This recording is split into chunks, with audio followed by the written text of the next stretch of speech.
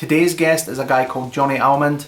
This week is a bit different because Jonny does not play in a band, but he is a promoter for one of Scotland's best alternative promotions companies, Triple G Music. Jonny has promoted bands like Neck Deep, Massive Wagons, Knocked Loose, Animals as Leaders, plus fucking hundreds of others. Triple G as a company have promoted bands like Panic at the Disco, Fall Out Boy, Queens of the Stone Age, Blackstone Cherry, Hailstorm, and again hundreds more. I've known Jonny about 10 years and I've watched him blossom into a fine young gentleman with a good reputation. I wish I could say the same for myself. However, did I try and strawpedo something that I've never tried to strawpedo before and was a sick everywhere? Well, you'll probably just have to watch it and find out. Anyway, this is episode 7. I hope you enjoy it. Alright Jonny, how are you doing, mate? Hello mate, I'm very well, thank you. Living the dream. How are you? Oh, fucking, I live in the dream in Germany. That's what I'm up to. Obviously I'm not working because I'm crew, but you must be still working like fuck because obviously arranging stuff for next year and everything's just getting cancelled and trying to rearrange stuff in general. Are you still busy as fuck? It's been really up and down. Like, well, it all started for me. I remember it was like the 13th of March and I was working on a tour that was coming up like 2 days later, and I was at the gym and I was like halfway through a workout and I checked my emails. I just had an email that just said, "The tour is cancelled, we're going home." That was the headline. There was nothing else in it. So that was when I was just like, oh, this is going to be quite serious then. And over the course of that day, 3 or 4 other things just started like falling by the wayside. So that part, like, that was really stressful. And then the first couple of weeks, like when they first announced lockdown and people started looking at things, it was super busy because everything had to move, and then people who wanted to do new things were trying to get in before all the people who were moving everything. And then it really slowed down for like 6 weeks. I was maybe getting 3 emails a week. Oh, fucking hell. When was the last time that happened to you, man? Oh, I know, it's mental. And then in the last couple of weeks, it's been super busy again because you've now got, shows that were meant to be later this summer or later this year, and now trying to get into next year. New stuff's trying to happen. I'm booking stuff up until like December 2021 right now. But it's quite crazy. Yeah, for sure. Honestly, I just wanted to get that. Are you staying sane? Is everything cool? Obviously, you have your wife there and Rolo. So how is that? Like, I'm guessing you haven't spent this much time together, probably since you've been together. No, for sure. We've been together 10 years now. We've been living together I've been in Scotland for 10 years this month. So like, we've lived together for like 9 years now. And in those 9 years, we've always been working full time, so we've never had this much time together. But we're generally keeping sane. Sasha's been quite good that her business is really well looked after by all the kind of funding that's available. And there's a bit more of a plan for her industry to get back up and running, where we don't really have a plan. So she's kept me sane in the fact that I can see that there's stuff happening and there's stuff moving every day. And she's been really positive, and I'm the eternal pessimist with it. Like, I honestly remember calling her that first day when tours started getting cancelled, and I was like, it's all fucked, my whole year's done, I'm like gonna make no money. And at first she was like, you're being kind of dramatic, it's not gonna be that bad. Obviously we saw how much more serious it got, but yeah, she's always been a bit more of an optimist and like, listen, it'll be okay, we'll get through. So yeah, it's been really good to have my wife here. But for the work side, yeah, losing a lot of stuff made me go a bit mental. But in general, I'm good. I'm getting by. Cool. I'm glad to hear that. That's really the only serious thing I want to be talking about in this. That's not the premise of this at all. I've not fucking seen you in ages, and I was thinking as well that obviously I couldn't make it to your wedding, but then I thought it was probably a good idea for you to make your wedding the same weekend as Reading and Leeds, because then everybody you pretend to be friends with can't make it. I was thinking that. Yeah, pretty much. I mean, it was totally unintentional, but yeah, we had some real friends who were either playing the festival or were kind of involved with bands being managed or booked working it. So we missed out a few people, and we totally understood that there was going to be a lot of people from my side of things that couldn't make the wedding.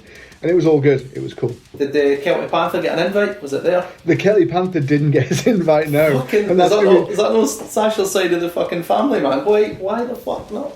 I know. No, that's going to be such a... Everyone who's watching this is going to be like, fuck the Celtic Panther, apart from like 20 people from 5. Probably less than that, man. Yeah. The Celtic Panther is a real thing, and there's a place called Celtic in Fife, and it has a fucking panther just kicking about the streets and that. It's got a flat, it's got a job at Ladbrokes. It's mental. And that's where Sasha's stepdad is from, like that. I don't think he's from Kelty, but he's from Fife way, and that's how it all came into play and it became a thing. Yeah. Fucking hell. So Johnny, I usually just think about and talk about people I've had on so far, how we've met, or any stupid stories we've had, or anything like that. We've known each other probably at the same time you've been in Scotland. Because did you move to Scotland initially to work for Enterprise? Yeah, so I was already working for Enterprise when I was living down home in the Midlands, and I kind of moved up on the premise that I think Graham might have already been thinking about coming back up, because I was with Sasha and I was kind of finishing uni. I didn't have like anything going on in the Midlands really, so I was like, well, this girl's really cool, I love Glasgow as a city, my boss, I'm going to use that for until we'll come back to that. Yeah. He's from there, so eventually we're all going to be based up there, so I might as well take the opportunity while I've got nothing holding me back and move to Scotland. So yeah, Enterprise did definitely play a part in me moving up here in the first place. Yeah. For people watching who don't know anything about that, because obviously that was 10 years ago, do you want to tell them what Enterprise Music Management was? You can keep it as vague as you want, mate. Yeah. Okay. So and also let's start at the start. Be just okay, quick. Tell everyone what's happening, and then the kicker at the end. My favourite bit. Yeah, so I don't really know how I got involved, but Enterprise Music Management was, as it sounds, a company that managed rock and metal bands. It was a guy from Scotland called Graham, and a guy from the Midlands called Adam, who somehow teamed up to start this company. And I think they got in touch with me because Adam knew me from like putting on gigs around Birmingham in the Midlands. And yeah, they just said, you're really interested, you're really keen, do you want to come and work for us? We'll give you like a few bands to manage. I was like, yeah, cool, sounds great, really interesting, get involved. And they told me some stuff, and they gave me like some contacts for like booking shows for bands and stuff. And yeah, it was all good going. And one of the bands that I actually started managing was your band, Here Lies a Warning. Absolutely. Yeah, which was fantastic, and still one of like my favourite bands from Scotland ever. You were so good. I appreciate that. Criminally underrated. But yeah, so I started kind of working on it, and I don't know, things just started to feel a bit off with it, and I was kind of, I knew the ins and outs, and I was kind of like, it doesn't feel right that these bands are kind of being made to pay a monthly fee. And it's because the whole thing with music management is you can never guarantee something's going to happen for a band at any level. But these bands were like paying money into this company bank account and being told, we will try and do this for you. And they all kind of knew, they all signed on a, we'll try and we'll do our best, we can't promise anything. But yeah, bands were paying like £200 a month, I think, at one point. And I was doing okay. I had some bands that were doing well. At one point we managed, not me personally, but Graham managed Heights, who were kind of going through Red Bull Bedroom Jam and really getting noticed, and they were playing all these festivals, and they had like decent interest from booking and other management and stuff. And it all kind of came to a head the first time for me is one of the other guys had booked a UK headline tour for Memphis, Mayfire and Broadway, which I was like, okay, it's a cool tour. It was really well booked. I was actually promoting the Glasgow show.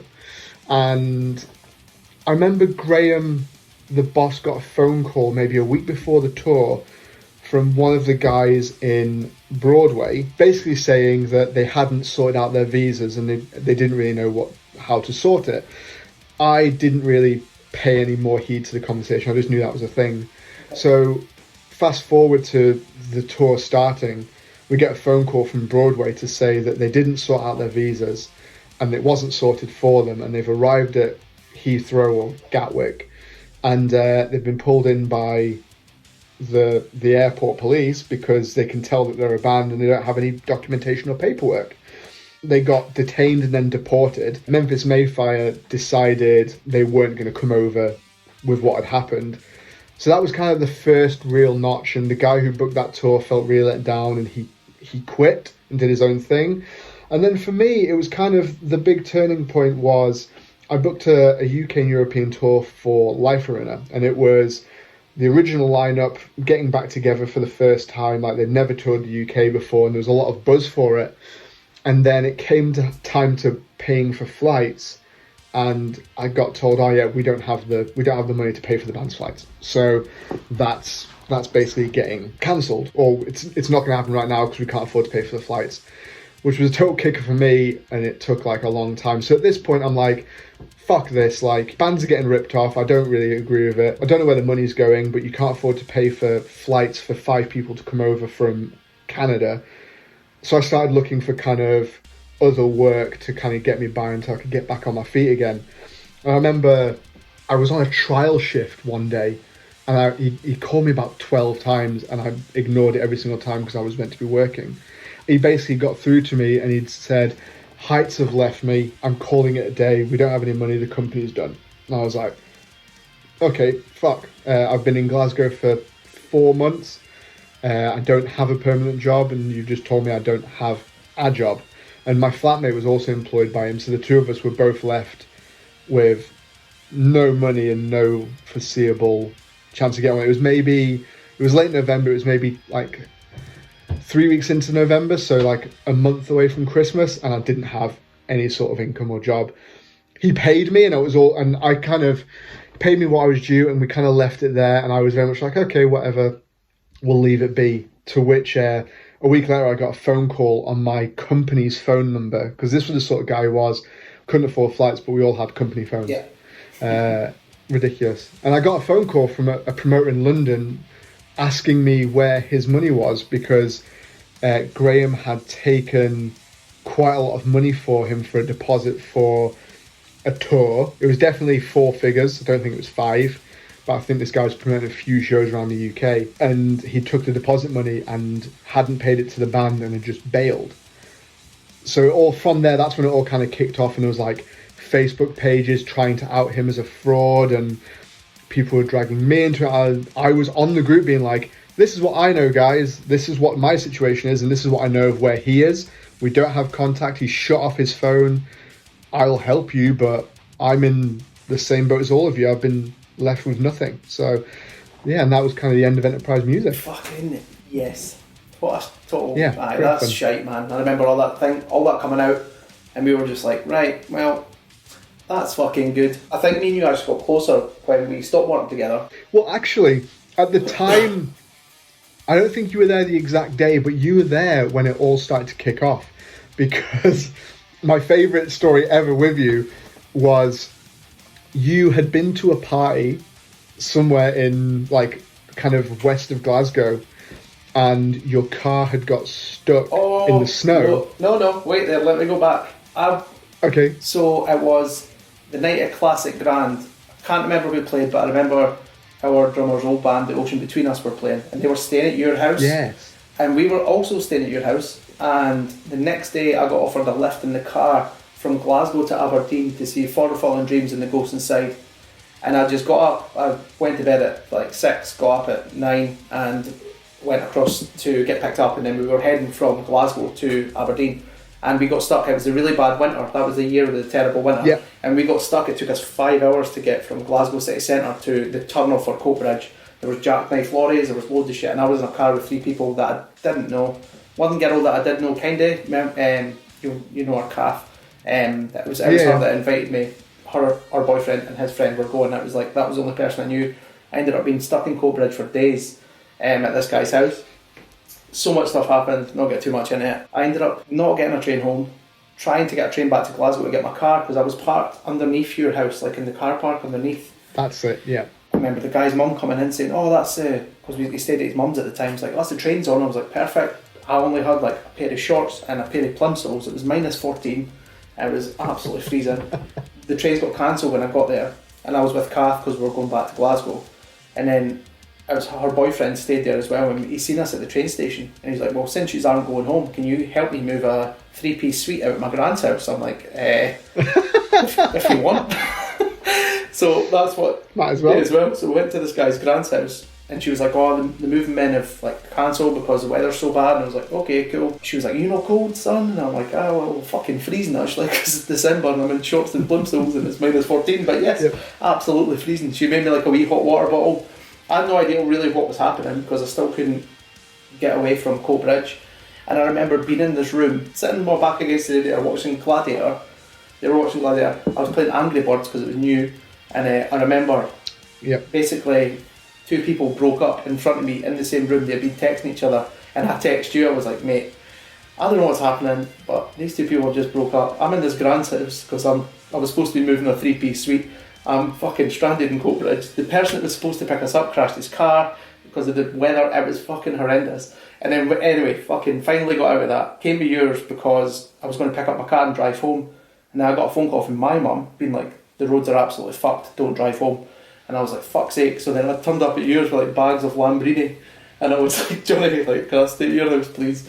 And then because Lambrini girls just want to have fun, we sat and watched Sex and the City 1 and 2 and got drunk on Lambrini, mate. And it was fucking great. And thank you so much for your hospitality.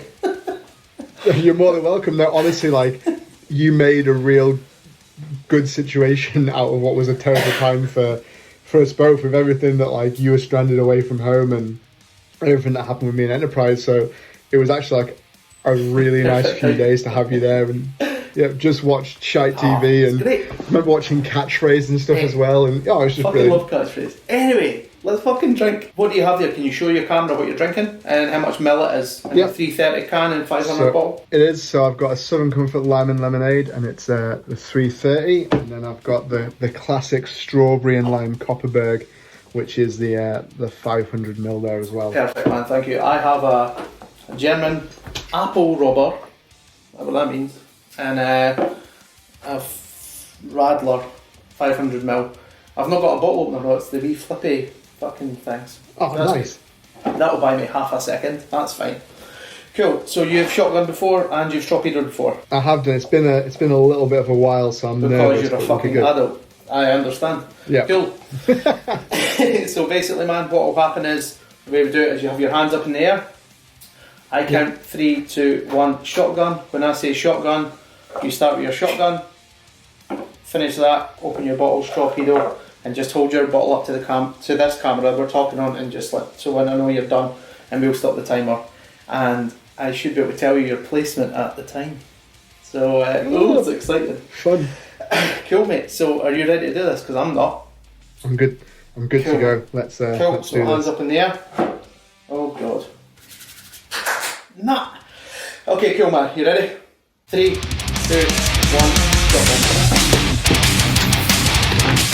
Shotgun. Oh no, I fucked this one.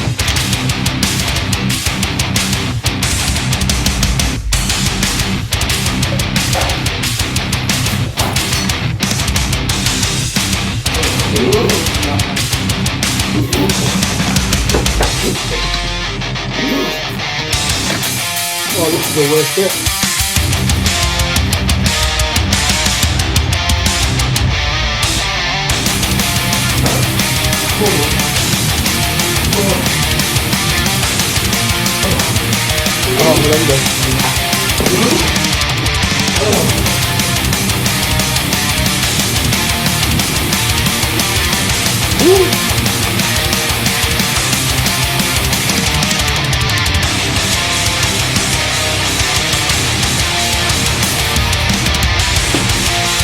Oh my god.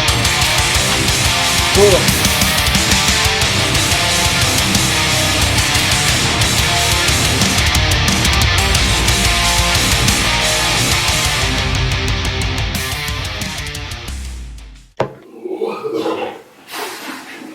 Well, that was fucking shite, wasn't it? Awful. Yeah.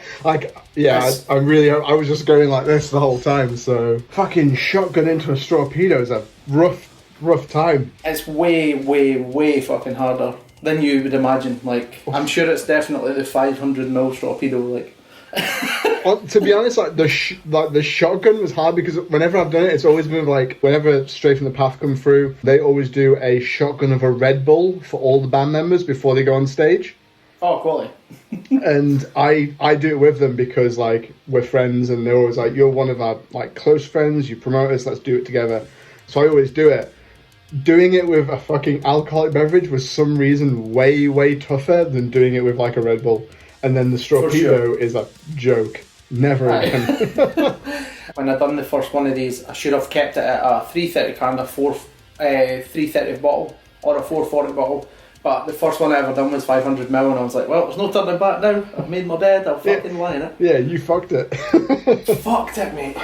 So, just so people know there, as soon as that went into my stomach, I was sick everywhere in the bathroom. So that's fine. Is that the first whitey you've had? Yeah. And it was just my dinner. My dinner, I had a big wrap, and it basically just came out as a big fucking wrap right into Oh no. Right into the toilet. Holy fuck. That was bad.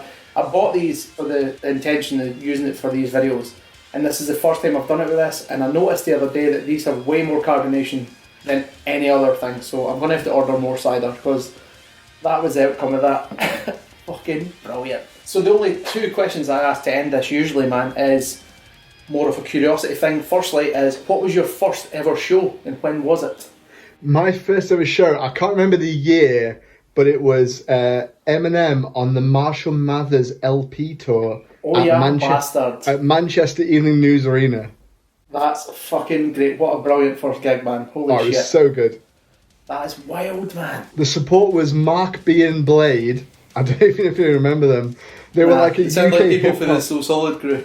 Yeah, exactly that. It was like, yeah, just a UK hip hop act, and then main support was Exhibit. Oh fuck me. Yes, absolutely. And yes. It was the tour where I don't know, like, because obviously at the time I was maybe 11, 12. I don't know if it came up to Scotland, but I assume it did. But at the show, you say that, mate. You don't get much, man. No. At the show I was at, there was protesters because Eminem was obviously, like, at the time he said pretty, like, hateful stuff about women and LGBTQ. Yeah. And I think there was, like, people, like, there was a lot of protests, and there was protests from, like, religious groups as well. But he was on stage, like, it was the tour where he came out wearing, like, the dungarees with the hockey mask and the chainsaw. Oh yeah. And like, he did all that shit, but he was like pretending to pop ecstasy on stage. It was fucking nuts. And I was like, imagine doing all this now. Oh no. It's nuts. But I remember, like, and it was all the usual shit you expect from, like, it was like, fuck the police, all this shit, and they've told me I can't take this pill, but I'm gonna take this pill on stage. And I was like 12, rapping every lyric and being like, yeah, I want a naked take that one, please. Yeah, 12 years old, like, Dad, where did I get them from? Honestly, man, it was ridiculous, but yeah, great. My first metal show might have been Slipknot on the Iowa tour. Was that the Disaster Pieces? Is that when they filmed Disaster Pieces in London? Right, okay. Yeah. It was Slipknot with support from In Flames, 1 Minute Silence, and American Head Charge. That's absolutely correct, because that was also Paul from Desolated's first show, and he was telling me about that. That's no shit. Yeah, man. The other question I asked Johnny is, what? Obviously, you post quite a lot about new music and new releases because you manage bands and stuff as well. But what? Is there any bands that people should be checking out that you've been listening to or promoting that maybe need a bit of recognition or are underrated in your eyes and more people should hear them? I'm going to be biased instantly and say everyone should check out God Eater. I manage them. I'm wearing the cap right now. Death metal from Glasgow. They have a really positive message. It's not death metal like fucking screaming about killing people and blood and murder. It's all about kind of how we need to look after the world and what we can do and how we can make a change ourselves. It's very positive. Their album All Flesh Is Grass is out now. You can check it out on any streaming site. Aside from them, a band I love, and they're going to be massive and everyone should go now, is a band called The Band Camino. from Nashville. What a fucking band. Man, so good. Yeah, I did their Glasgow headline show, and lovely guys, like salt of the earth, lovely people, and yeah, great music as well. Great, mate. That was a great couple of choices, man. That's quality. Well, that's honestly about it, Johnny. I really appreciate you taking time to do this. I know that you've other stuff on. I'll be honest, man, we've known each other almost 10 years, but I've been playing the long game because the only reason I'm actually pals with you is to get closer to your dog. So, is Rolo close by? Can you get Rolo? I can get him if you give me 2 seconds. Yes, mate. Thank you. Give me a minute. Yes! There he is, man. Look at him. Laura, look at him. There you go. You gonna say hello? Say hello to everyone? Rolo, fucking yes. To be honest, I'm a poor father. He was having a nap and I literally scooped him up off the sofa and said, your Uncle Kaz wants to see you, so I brought him through to say hello. That's amazing. Thanks very much, man. I really wanted to. But no, Johnny, thank you so much for your time, man. Just stay sane, and I hope everything that's fucking happening passes soon so you can get back to work, and so can I. And I'll see you again. Yeah. And yeah, mate, take care of yourself. Hope everyone's staying safe. It's a tough time, but we'll all work together to get back on our feet. Yes, my friend. Hopefully see you at a show soon. Definitely, man. Johnny, thank you, man. Take care. See you later on. Take care, man. See you later. Bye.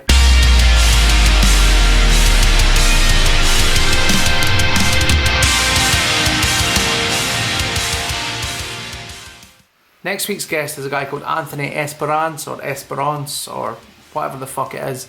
He plays an American rock band, Papa Roach. It was great to catch up with him, and he's an absolute monster at drinking. So next week's episode is definitely one to watch. Thank you very much. Take it easy.